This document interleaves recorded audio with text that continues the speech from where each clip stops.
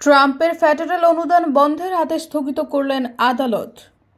সব ধরনের ফেডারেল অনুদান ও ঋণ বন্ধ করে মার্কিন প্রেসিডেন্ট ডোনাল্ড ট্রাম্পের দেওয়া আদেশ সাময়িকভাবে স্থগিত করেছেন যুক্তরাষ্ট্রের একটি আদালত। আদেশটি কার্যকর হওয়ার আগেই গতকাল মঙ্গলবার এই স্থগিতাদেশ দেন বিচারক লরেন আলী খান।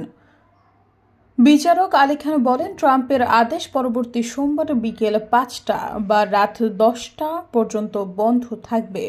বিচারক আলী খান জানান, তিনি একটি স্বল্পমেয়াদী স্থগিতাদেশ দিচ্ছেন, যা বজায় থাকবে যতক্ষণ না তিনি মৌখিক শুনানি নিতে পারেন। এই শুনানির তারিখ সোমবার সকালে নির্ধারণ করা হয়েছে।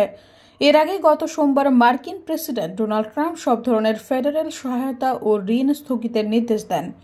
এরপর সাধারণ জনগণ ও রাজনীতিকদের মধ্যে এ নিয়ে ব্যাপক প্রতিক্রিয়া সৃষ্টি হয়।